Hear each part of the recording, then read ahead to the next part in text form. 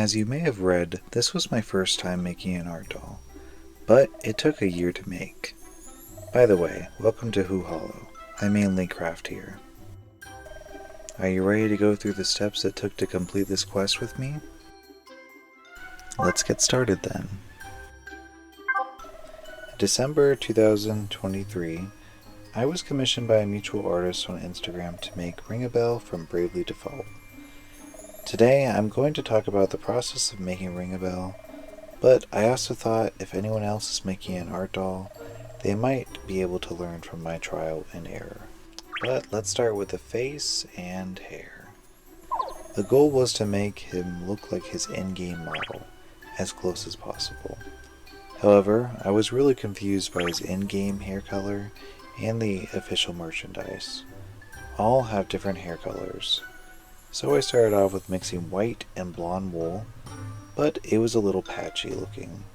So after discussing it with my client, which she was very easy to work with, she didn't have too much to say for preference, but she wanted him to look like his in-game model. So I decided to dye wool. I believe I mixed light gray and tan dye. This gave me a slightly gray, blonde, white wool, which I think was much closer to his hair. What do you think? I also tried to use colored pencil to darken his tips, but it looked kind of bad, so I decided to keep his hair one color. It took a lot of work to get to the point that Ringabel is right now. I also wasn't sure what to use for his earrings, so I tried a couple different methods, and I ended up using beads that were shaped like diamonds, and that worked pretty well. Here's actually kind of like a mannequin I made of him. That way, in the future, if I make other outfits, I can. When I discussed making him, the plan was to try to make his clothes removable. That way, he could have more outfits in the future, because Ringabel is a sophisticated, fashionable guy. However, I am new to sewing, let alone pattern making. My family works in cosplay commissions. They make armor all the time. My mother is a seamstress for costumes, my brother is a foam smith, and my sister is very talented at painting armor. But I only help here and there. So I needed to delve into these different methods of cosplay. So I began looking at each part of his outfit to see what I thought maybe would be best to accomplish it. Turns out I needed a lot more than I thought it would.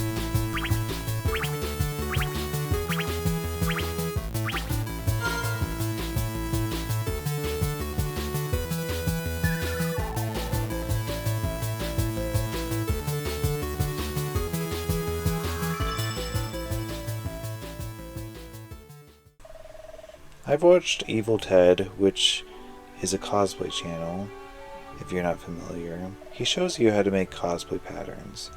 So basically, you wrap your doll's body in plastic wrap, then cover it with tape. I used clear tape, but many use duct tape. Then you can draw the design you want on the body and cut it out. I'm going to go through each part of this outfit, starting with his jacket. I made a mock-up, I adjusted the pattern sizes, and made a mock-up. After that, I decided I wanted to use nice fabric too, which was another hard thing, because it was hard to find the exact color of his clothes. So I dyed minky and fleece a bluish gray. My client wanted to contrast the fabric, which is a good thing. So fleece for the jacket and minky for the collar. I attached the collar with fabric tape, which is great if you want something permanent.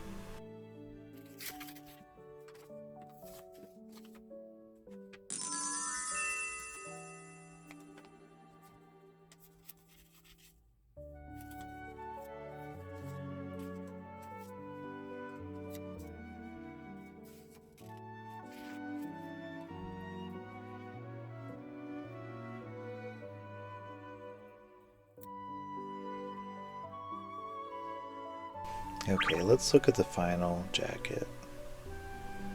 We're gonna open this chest and see what it looks like.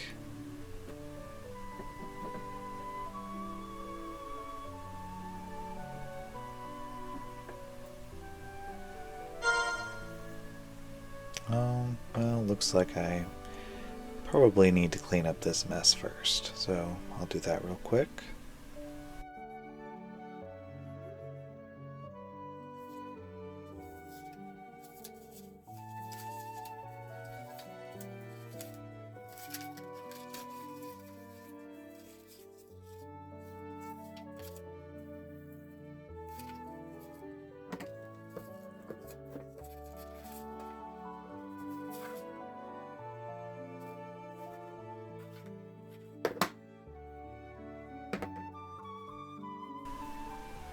Okay, now let's open this.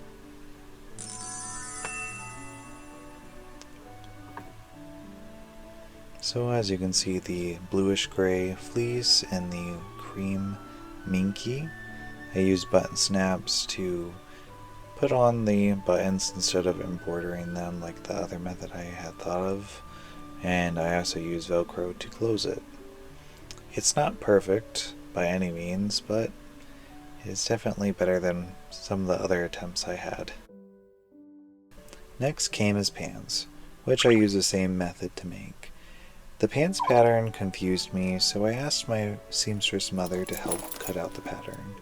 I used black minky for the pants, made another mock-up, and then I decided to only use the back part of the pattern for his pants panels.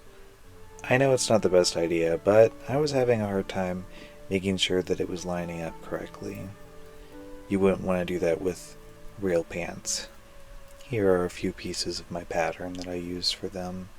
The plastic wrapped one and a paper one.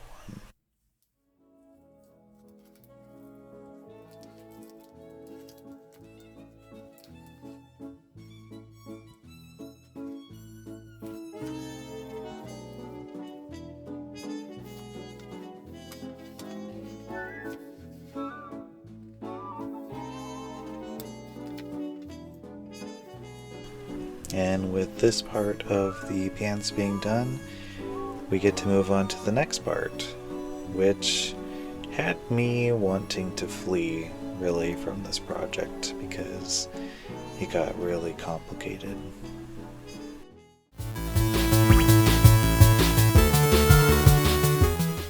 The reason why this became so complicated was that not only did he need to have a belt, he needed a belt buckle, he needed his waistcoat, and he needed the waistcoat to attach kind of to his pants and the belt. And I was just struggling to figure out how exactly I was going to do this. So I had made my pattern for the waistcoat and made my attempts.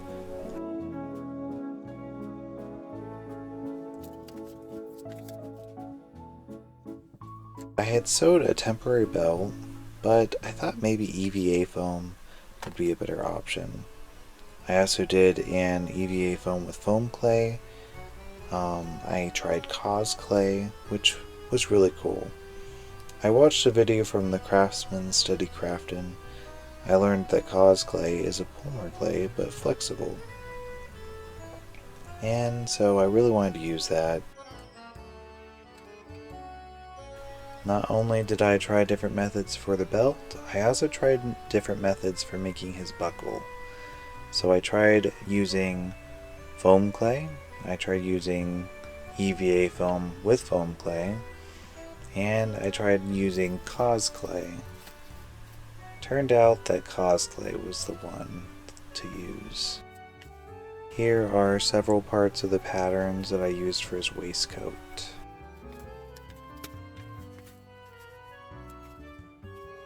There were so many times in this project that I needed to really get some help from my family because they have experience in different crafts that I don't have experience in, and I felt very overwhelmed at times, so it can be very helpful if you have friends that are crafters or family.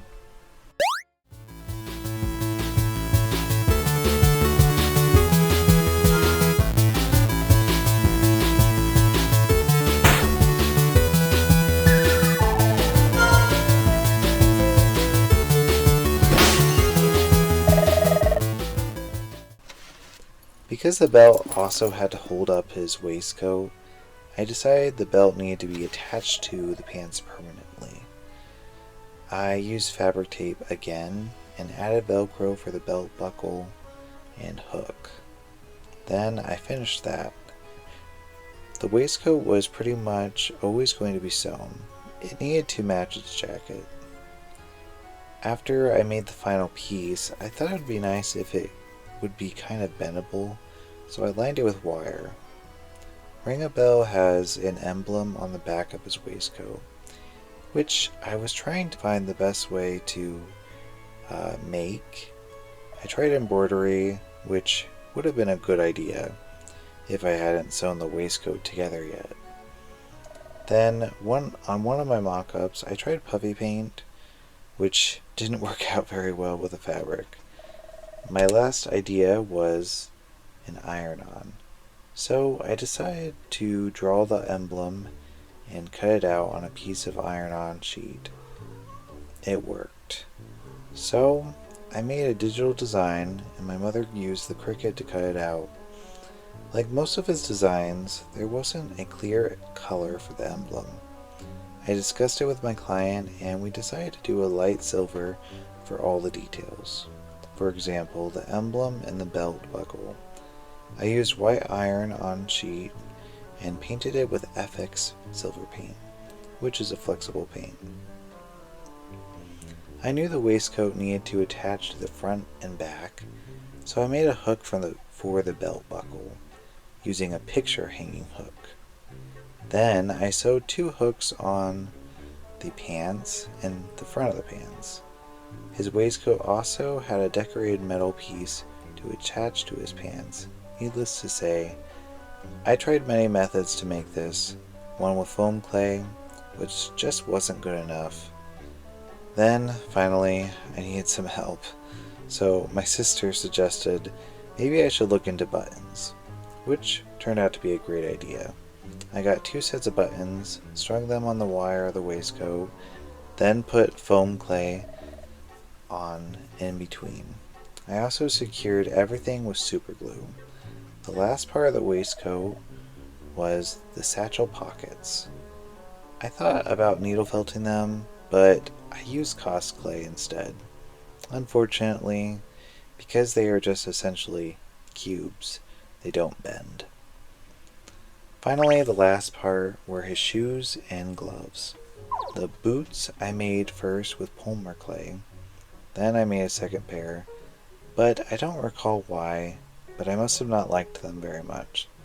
So I made another base out of EVA foam, then covered it with foam clay, and I really liked that. Then my sister did the puffy paint for his laces, painted it and finished it. The gloves, I also tried EVA foam and foam clay, but it just wasn't working. So I wanted to make sewn gloves as a different option, but I just seemed so overwhelmed, so I couldn't continue with that idea. Instead, I went back to my safety net, needle felting. I think the gloves look nice, but if I could have made it work with one of the other methods, I think it would have been better.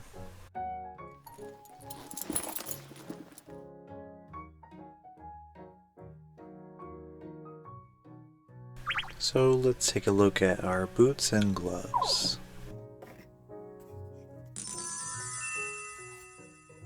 Essentially, it might look like he's wearing some mittens, but I think that they turned out pretty well. What do you think?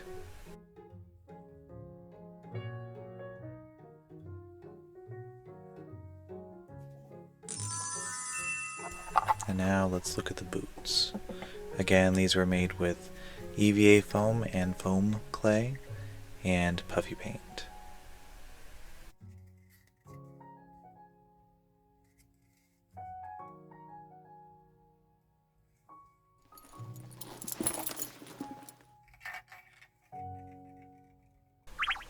I'd like to mention this again, that I'm no expert at making dolls like this. However, when you make a design that is literally fictional, You have to look for many different methods to accomplish the goal. I'm not a full-on cosplayer, but working in cosplay I think is a nice practice because you look at regular things in your life and all of a sudden you're like, oh, I can use this to make something else. You get thrifty. Because even though this was for a doll, I can say, if I wanted to cosplay as Ringabel, I would already know how to make his outfit. With a few adjustments, of course. These outfits are impractical, and when you bring it to life, and also try to make it practical, you really do have to get thrifty and do research. Also, too, watching other doll clothing makers can help, especially with sewing something this small. Sometimes the same methods for sewing human clothes don't work as well, at least in my experience. By the way, I just want to mention about the artist that commissioned me. Her name is Chibi Monkey on Instagram. She primarily does Bravely Default art, but her art in general is really good, so if you enjoy that, you should check her out. Anyhow, here is the final reveal of Ringabel's outfit.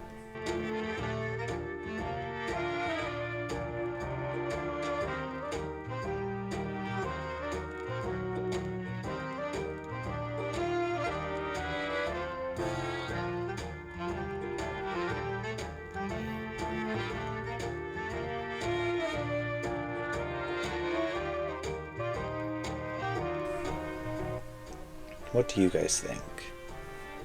Thank you so much for watching this video. If you did, hopefully you were able to learn something. If you are planning to make your own art doll, or if you were just interested in maybe Bravely Default, thank you for watching, and until next time.